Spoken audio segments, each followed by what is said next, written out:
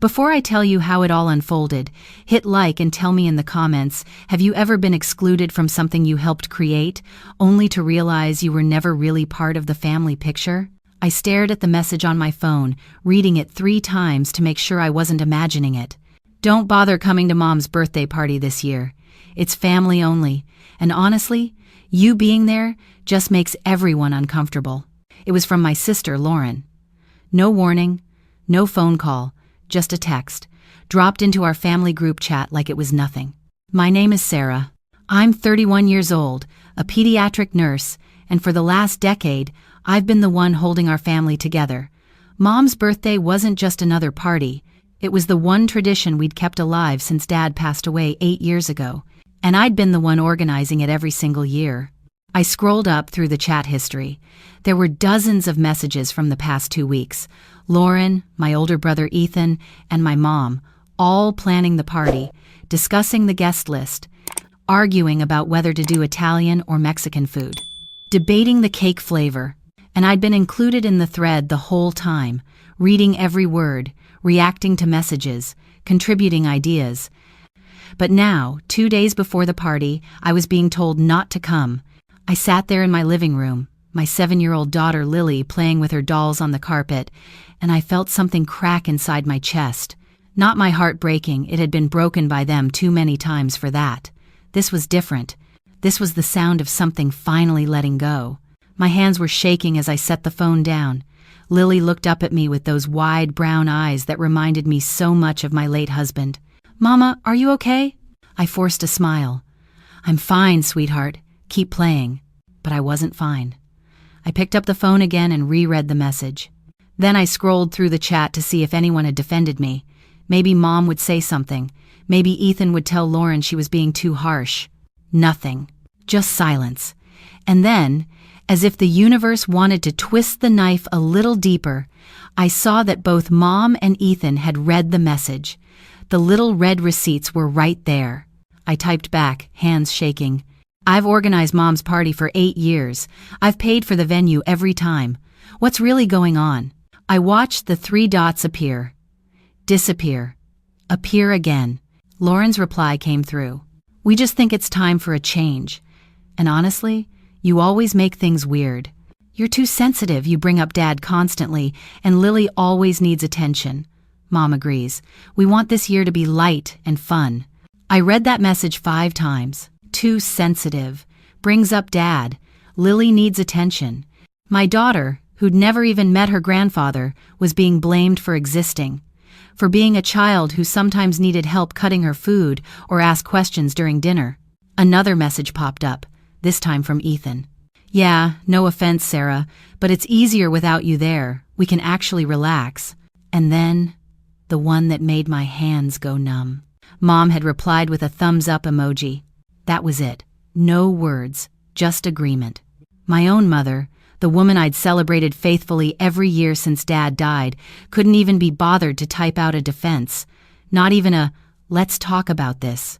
Just a thumbs up. I looked over at Lily, who was making her dolls have a tea party, her little voice giving each one a different character. She had no idea that her grandmother, her aunt, and her uncle had just decided she wasn't worth including. My mind raced back through the years. Every single birthday party, every detail I'd agonized over. The first year after Dad died, I'd organized the party through my own grief. I'd been 23, barely holding myself together, but I knew Mom needed it.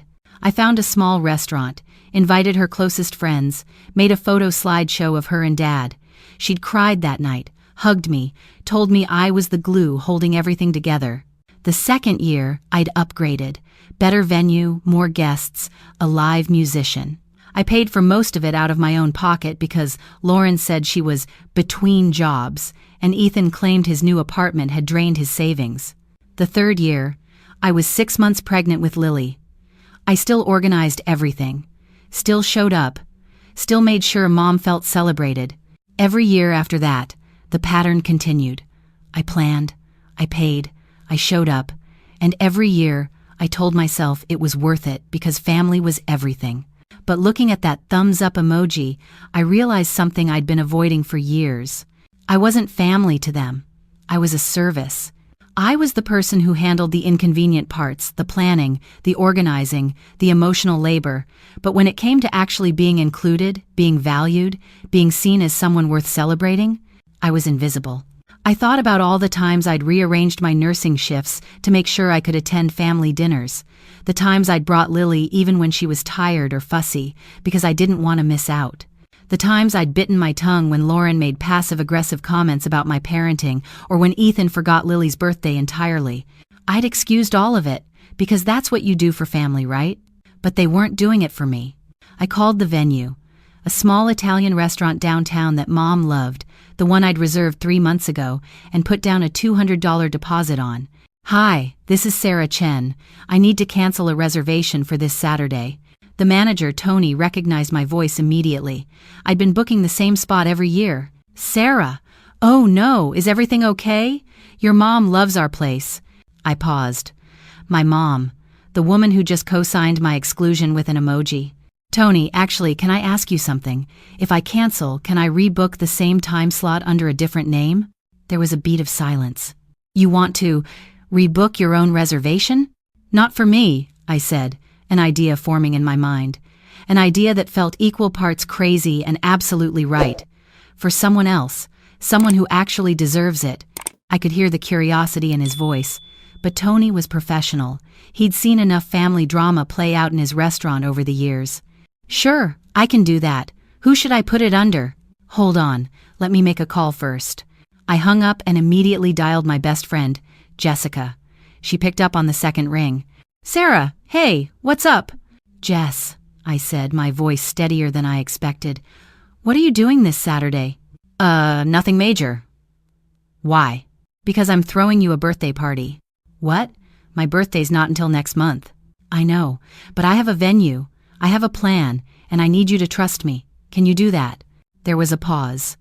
Jessica had been my best friend since college. She knew my family. She'd seen the way they treated me, the way I always bent over backward to keep everyone happy while getting nothing in return. She'd been there when my husband died, when I was raising Lily alone, when my family treated his death like an inconvenience because it meant I was emotional at gatherings. "Sarah, what did they do this time?" I told her. Every word. The group chat, the exclusion, the thumbs up from my own mother, the way they blamed a 7-year-old child for existing. When I finished, Jessica was quiet for a long moment. Then she said, her voice fierce, "Okay, I'm in. What do you need me to do?" I smiled for the first time in hours. "Just show up and bring anyone you want. This party's going to be perfect." Over the next 2 days, I worked in a fury of quiet determination. I contacted Tony and confirmed the reservation under Jessica's name. I ordered a new cake chocolate with raspberry filling, Jess's favorite, with "Happy Birthday, Jessica," written in bright buttercream frosting. I reached out to our mutual friends, the people who'd been there for me through every family disaster, every canceled plan, every last-minute crisis where I'd been expected to drop everything. My coworker, Marissa, who always covered my shifts when Lily was sick, my neighbor Tom, who shoveled my driveway in winter without asking, my college friend group, the ones who still called me on hard anniversaries. Real people. People who showed up. I didn't tell my family. They were still posting in the group chat, talking about their plans, sharing memes about drama-free gatherings, laughing about how chill the party was going to be. I muted the chat and didn't look back. On Friday night, the day before the party, I got a text from Mom. "Sarah, I hope you understand. We're not trying to hurt you. We just need some space." Space. From their sister and daughter, from their granddaughter and niece. I didn't respond. Saturday arrived. I dressed Lily in her favorite purple dress, the one with the sparkles that made her feel like a princess. I put on the navy blue dress I'd been saving for a special occasion, did my makeup carefully, and looked at myself in the mirror. I didn't look like someone who'd been rejected. I looked like someone who'd made a choice. "Mama, are we going to Grandma's party?" Lily asked as I buckled her into her car seat. "No, sweetheart," I said gently. "We're going to Aunt Jess's party instead. It's going to be even better." She clapped her hands. "Yay, I love Aunt Jess. Will there be cake?" "The best cake you've ever had." When we arrived at the restaurant, Jessica was already there, standing outside looking nervous. She was wearing a gorgeous emerald dress, her hair done up, but her face was anxious. "Sarah, are you sure about this? I feel like I'm crashing your family's." "You're not crashing anything," I said firmly, taking her hands. "This is your party. You deserve it. You've been there for me more than they ever were." Her eyes got shiny. "Sarah, don't cry yet. We haven't even had appetizers." Tony greeted us at the door with a knowing smile. "Welcome back, Sarah." Or should I say, "Welcome, Jessica." He led us to the private room I'd reserved, the same one I always booked for Mom. It was decorated simply, just like I'd requested, with string lights and candles on the tables. Within the hour, it was filled with friends. Real friends. Marissa brought her husband and their kids, who immediately started playing with Lily. Tom came with his wife and a bottle of excellent wine. The college crew showed up with stories and laughter. Even my elderly neighbor Mrs. Patterson came, the one who always watched Lily when I worked late shifts. People who laughed with me, not at me. People who asked about Lily's school year and complimented my dress and hugged me like I mattered. We ate Tony's famous lasagna. We toasted with Prosecco. We sang happy birthday even though it wasn't technically Jessica's birthday, and she laughed and cried and kept saying, "I can't believe you did this." "You deserve it," I told her. "You've always been there. Always." Around 7:30, right when I was watching Lily dance with Marissa's daughter, my phone buzzed. It was Lauren. "Where are you?" Mom's asking. I stared at the message, my heart pounding. Then I typed back, "I'm at Tony's, having a party." 3 dots appeared almost instantly. Then, "Wait, are Tony's? The restaurant?" "Yep." "Sarah, what the hell? You canceled Mom's reservation?" "I canceled my reservation. I made a new one." My phone started ringing. Lauren's name flashed on the screen. I declined the call. It rang again immediately. I declined again. Ethan's name appeared next. Declined. Then Mom. I turned my phone face down on the table. Jessica leaned over, concerned. "Everything okay?" "Everything's perfect," I said, and I meant it.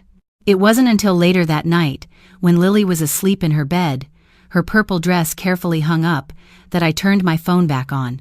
63 notifications. Messages from Lauren, from Ethan, from Mom, even a few from cousins I hadn't heard from in months. Voicemails. Missed calls. I made myself a cup of tea and sat down on the couch. Then, slowly, I scrolled through them. Lauren. "You canceled Mom's party? Are you kidding me right now?" Lauren. "Do you have any idea how selfish this is?" Lauren. "Mom is in tears. Tears. I hope you're happy." Ethan. "Are you serious right now? You're so petty." Ethan. "This is a new low, even for you." Mom. "Sarah, this is incredibly hurtful. I can't believe you'd do this to me, after everything I've done for you." I almost laughed at that last one. After everything she'd done for me? What, exactly? Raised me? That was the baseline expectation of parenthood, not a favor I owed her for life. But buried in the thread, there was a message from my cousin Rachel, who'd always been kind to me. "Sarah, I don't know what happened, but Lauren is saying you sabotaged Mom's birthday. That doesn't sound like you. Are you okay?" I replied to Rachel, "I'm okay.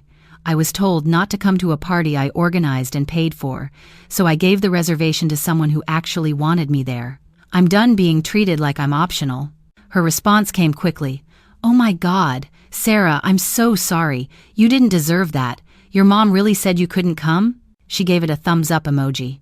"That's horrible. I'm sorry. For what it's worth, I think you did the right thing." To the others, I didn't respond. Not yet.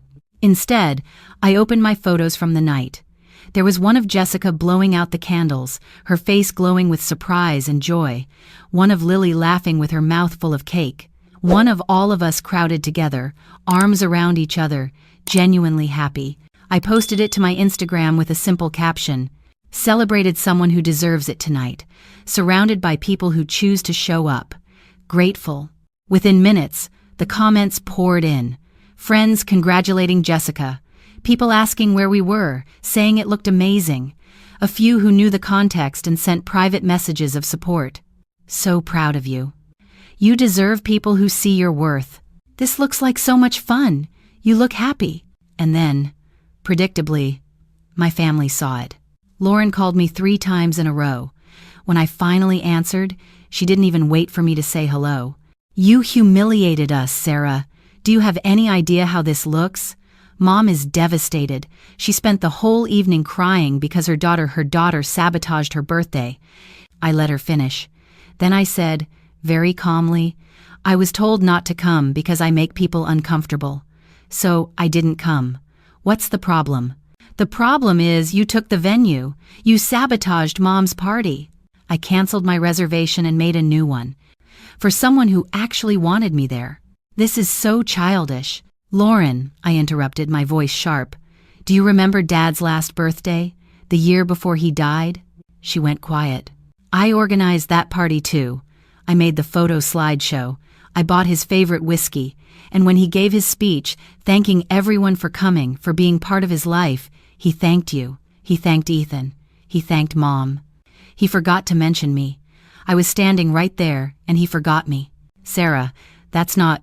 I told myself it was an accident, that he was emotional and just forgot. But you know what? It set the tone. Because after he died, I became invisible, unless you needed something. I was good enough to organize, to pay, to show up and make everything run smoothly. But I was never good enough to be celebrated, or even remembered, or, apparently, included. Lauren didn't respond. I'm done, I continued, my voice steady. I'm done being the person you only remember when it's convenient. I'm done making myself smaller so you can feel bigger. I'm done explaining why I matter. And I'm especially done teaching my daughter that this is what family looks like, that she should accept being treated like an afterthought. Sarah. No, I'm done. Goodbye, Lauren. I hung up before she could respond. The next few days were a whirlwind. Ethan sent a long text about how I'd changed and wasn't the person I used to be. Mom left a voicemail saying she didn't understand why I was punishing her, that all she'd ever done was love me. I didn't reply to any of it. More relatives weighed in, most of them siding with my family because that's what families do. They protect the narrative, even when it's wrong. They don't ask questions. They just assume the person who disrupts the peace is the problem.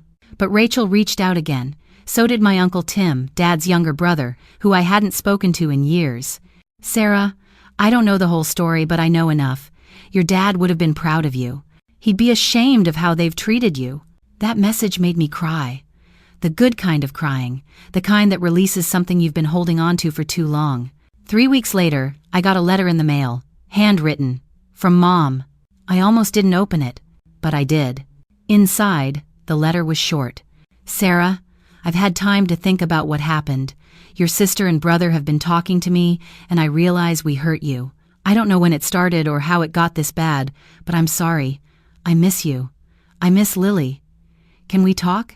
I read it twice. Then I folded it and put it in a drawer. Maybe one day I'd respond.